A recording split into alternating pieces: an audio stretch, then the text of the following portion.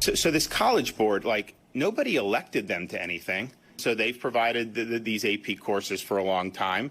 But, you know, there are probably some other vendors who may be able to do that job as good or maybe even a lot better.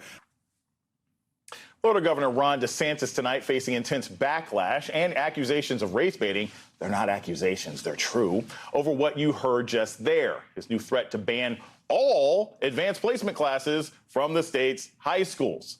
It comes amid his sustained assault on the AP's African American Studies course, which he calls, quote, indoctrination.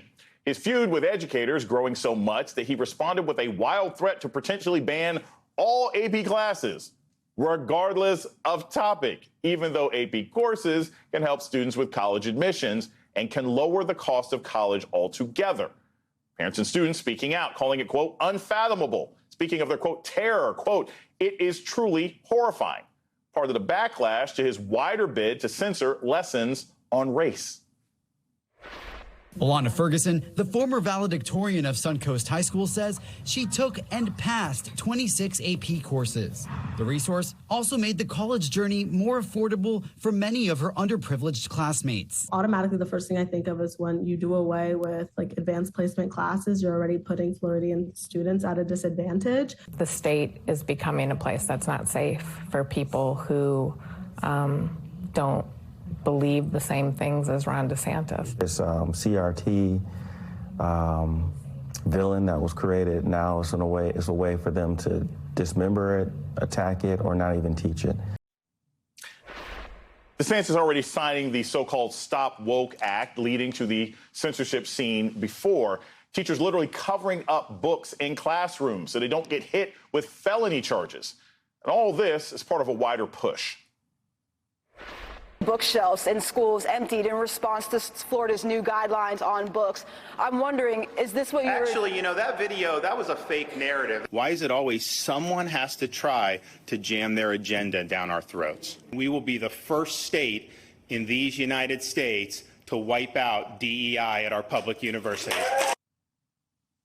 Critics accusing DeSantis of Trump-style race baiting, using students as pawns in a brazen play for MAGA voters. Tonight, new signs of growing backlash. Joining me now is Associate Professor of Political Science at Fordham University, Dr. Christina Greer. Dr. Greer, thank you so much for joining us tonight on The Beat. I have to start with this. We are both college professors. You're at Fordham, I'm at Morgan State University.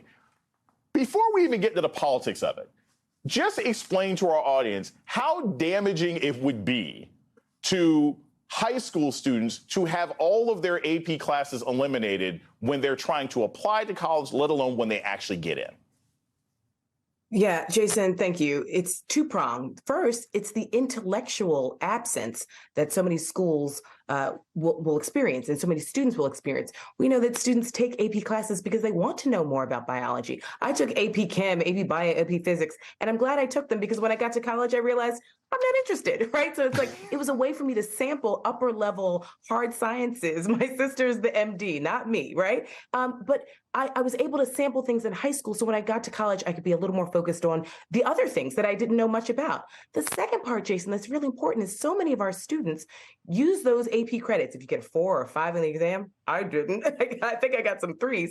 But if you get a certain score on the AP exam, you can exempt out of certain classes. Right. And I know so many of my students want to, finish college in 3.5, maybe even 3 years, using those AP credits to save a little bit of money, to put it towards graduate school, to lighten their own burden and the burden of their parents financially. So it's a two-pronged approach that DeSantis is taking away from students. But we can't focus just on the money. We have to focus on the intellectual ideas that he's taking out of the educational system in Florida high schools across the state.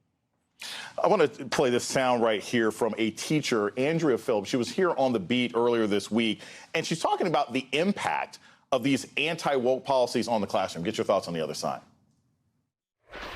I started running a little free library out of my classroom last year because I work in a low socioeconomic neighborhood and I wanted my students to have access to books. A day hasn't gone by where a student hasn't said to me, "Can we have books yet?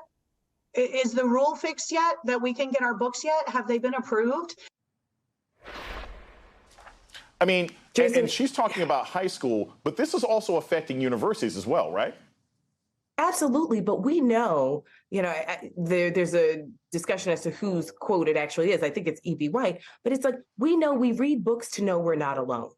We know that there are so many books that sort of help children get out of bad circumstances, just even in their imagination from home, or to see themselves. So when, Governor DeSantis says, well, they want to teach about homosexuality in AP classes, you don't think that all students, not just Black students, need to hear about Bayard Rustin or James Baldwin, who are both Black and queer? They don't need to see themselves in those books. And it's not lost on us that the vast majority of these books, that are being banned are by women of color. They're by people of color. They're people who are in marginalized communities. He's really trying to make sure that there's an intellectual foundation so that not just students of color, but white students also don't see a whole new world. That's the point of books. That's why we write books. That's why we read books. So his anti-intellectualism from a man who went to Yale and then Harvard Law School. So he can't pretend that, he doesn't care about school. He went to school. He, I hope, read some books when he was in college and law school. And so now this anti-intellectualism that he's promoting to hopefully, garner favor with certain Republicans across the country is so disingenuous, but it's clearly targeting communities of color specifically so they can't see themselves. But it's also damaging to white students